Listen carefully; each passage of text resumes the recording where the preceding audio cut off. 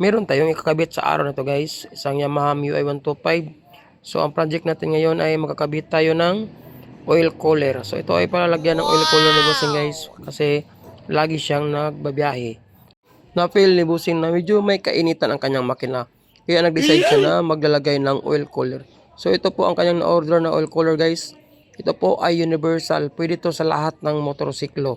Kaya lang ang nabili niya is oil cooler lang, walang mga hose at saka fittings. So ang ginawa namin ay nag-order pa kami ng fittings guys. So ito lang ang inclusion ng kanyang na-order. Ito ang cooler niya. Tapos mga bolt at washer lang ang kasama. So yung fittings niya na gagamitin natin sa kanyang makina, na kanyang input na oil at saka output na oil sa kanyang oil cooler ay in-order pa namin sa Shopee guys. So ito lang ang laman ng kanyang oil cooler guys na. So yung dalawang bolt at saka dalawang nut. May kasama ko yung mga washer sa loob guys. Yung bronze na fittings na yan guys ay kinabit ko na siya no. So ito yung in-order namin na fittings na 6mm. Bale 6 yan. So yan po ang gagawin natin na passage ng oil sa ating oil cooler guys. At saka oil returner natin. So yan ang ilalagay natin yung fittings na yan. So bali itong M3 nito guys ay 6mm lang po ang kanyang check valve. So yan ipapalit natin. So may butas yan sa gitna. Kaya dyan po tatagos ang oil papunta sa ating oil cooler. So nilagay ko yung dalawang fittings na yan guys no. Bumili din kami ng 4 na hose clip. At ang hose na gagamitin namin guys ay yung Samcon hose. So ang first natin gawin ay i-install mo natin ang kanyang oil cooler. Before natin ma-install ang kanyang oil cooler, ay kailangan mo natin tanggalin ang kanyang U-box. Ngayon natanggal ang kanyang U-box guys, ito natin ilagay ang kanyang oil cooler na sa harapang bahagi ng kanyang U-box. Magbubutasan tayo ito gamit ang 1/8 na drill bit. So ito yung pangunahing markings natin guys.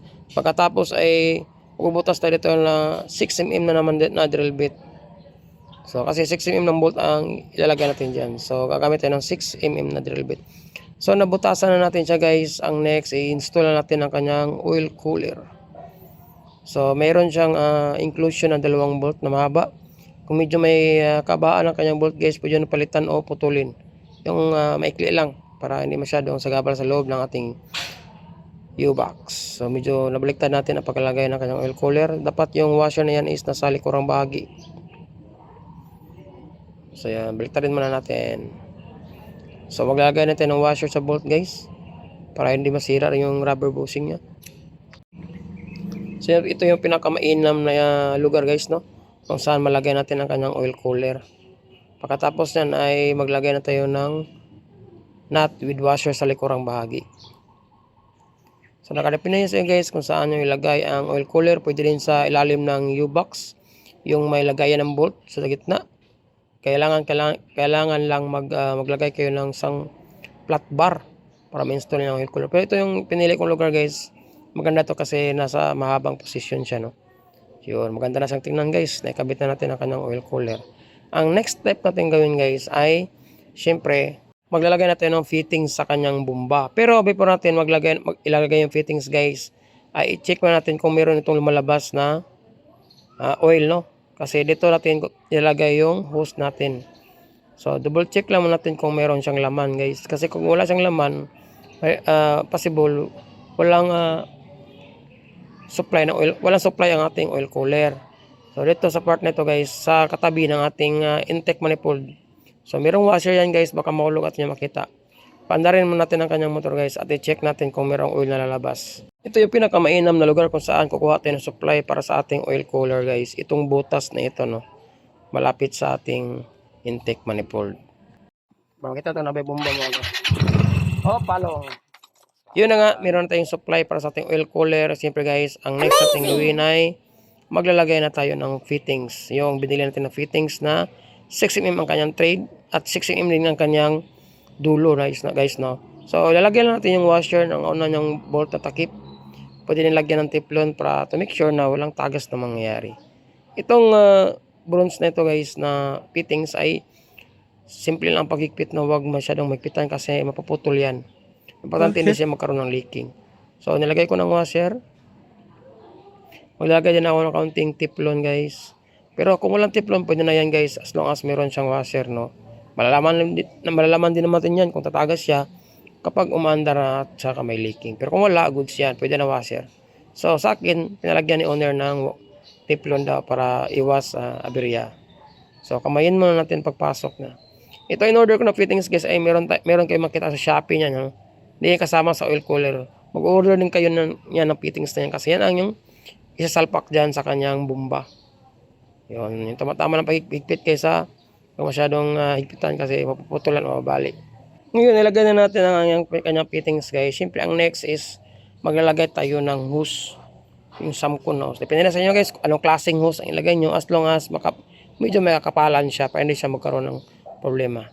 So, yung fit na fit din sa fittings natin ang ilalagay natin na hose para hindi siya magkaroon ng leaking. So, maglalagay din tayo ng hose clip.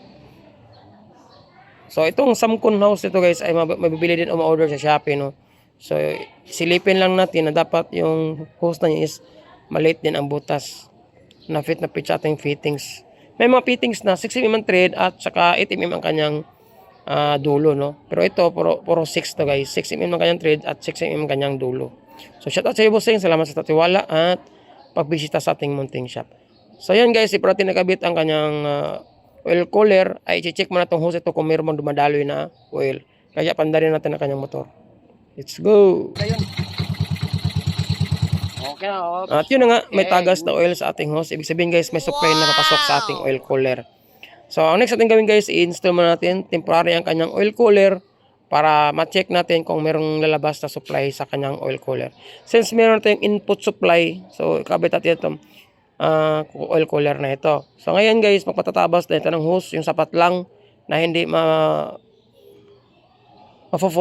o hindi siya mabibingkong yung hose. Yung sakto lang ang flow pasok sa oil ng ating oil cooler. So ito lang guys, sapat lang ang pag-bend niya, no? Hindi masyadong nababuloktot ang ating hose para smooth ang pagpasok ng oil sa ating oil cooler. Kahit kayo, kaya nyo mag-DIY kapag nakita nyo ang mga video ito. No need nang pumunta sa mga shop guys. As long as meron kayong tools na magagamit sa pag-install ng oil cooler. So yan guys, nakaputol lang tayo ng hose. At maglalagay din tayo ng hose clip. At siyempre guys, kapag itong video na ito ay nakita mo at nagustuhan at malaking tulong sa pagpaplanong mag-DIY, ay sana huwag kalimutang mag-subscribe na rin sa aking YouTube channel. At kung sa Facebook ka nakapanood ay pakipollow na rin guys. Ito ay isang malaking tulong sa aming mga small content creator para mapalago namin ang aming channel at saka Facebook page. At paki-like na rin at guys at pa-subscribe ulit sa ating YouTube channel. Yun lang, maraming salamat. So yun guys, natapos na rin natin ang pag-install for temporary ang ating oil cooler. So yun, shout out sa iyo, bossing. Try mo natin i-check kung meron bang output ang kanyang oil cooler guys. Kapag meron yung output, ibig sabihin nag-work na ang ating oil cooler. Kaya para sure na hindi tayo ma-aberya guys, kailangan natin i-check ang kanyang oil cooler. So ang gawin natin ay siyempre paandarin natin ang kanyang motor. Let's go!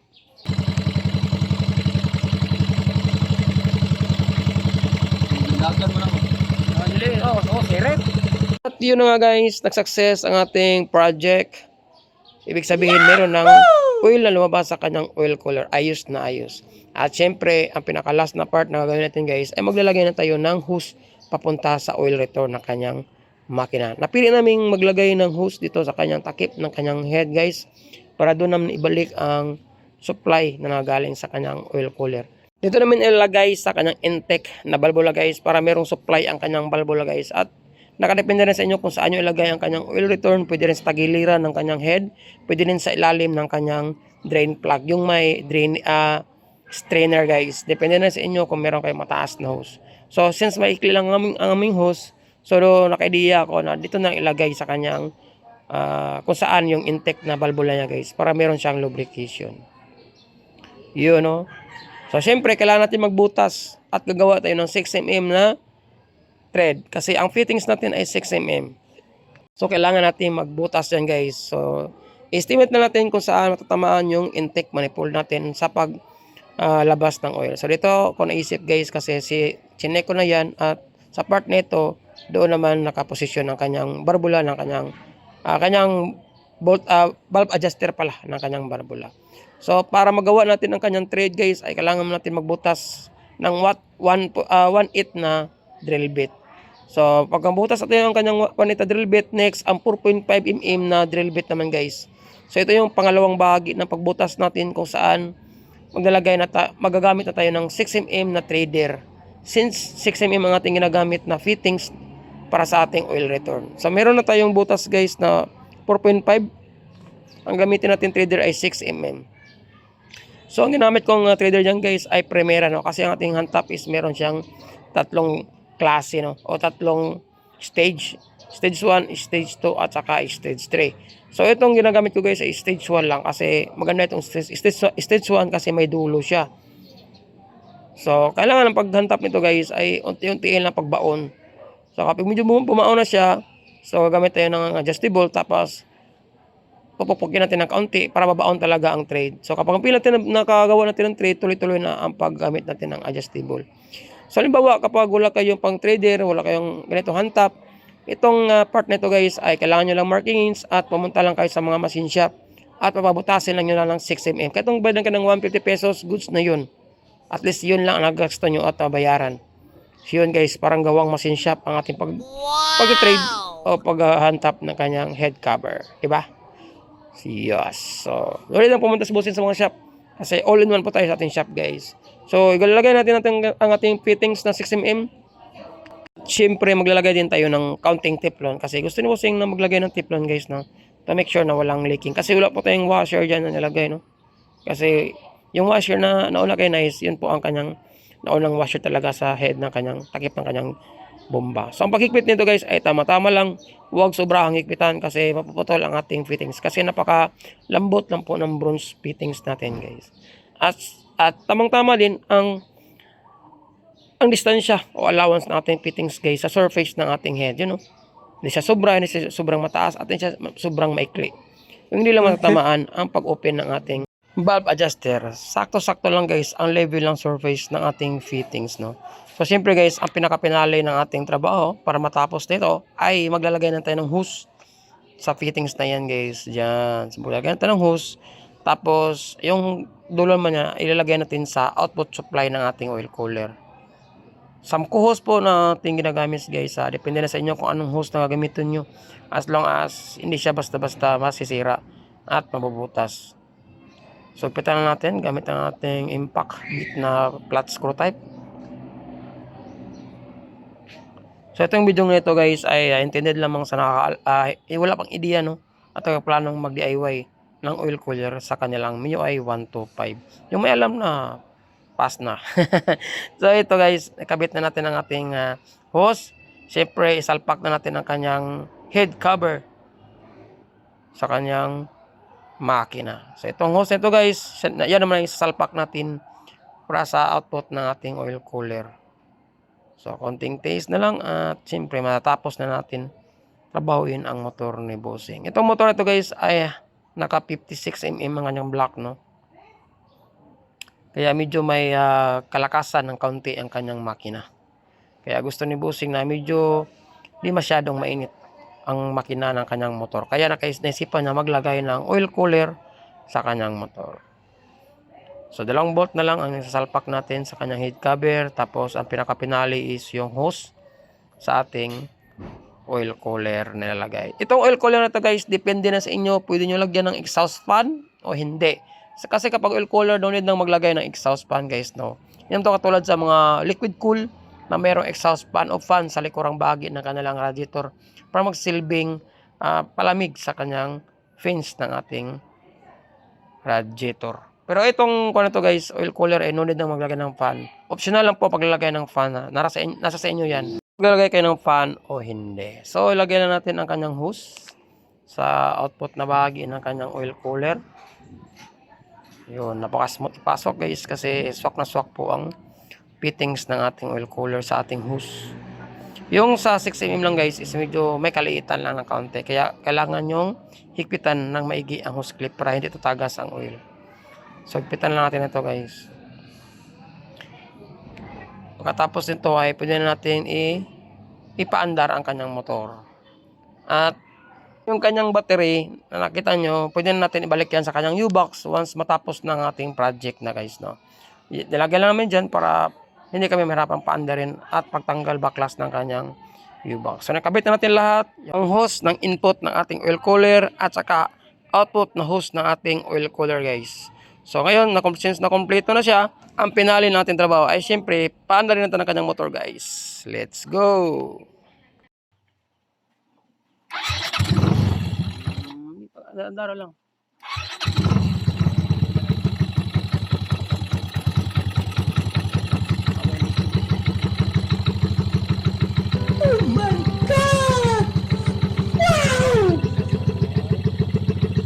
Kaya nang sampung ang breaker ko.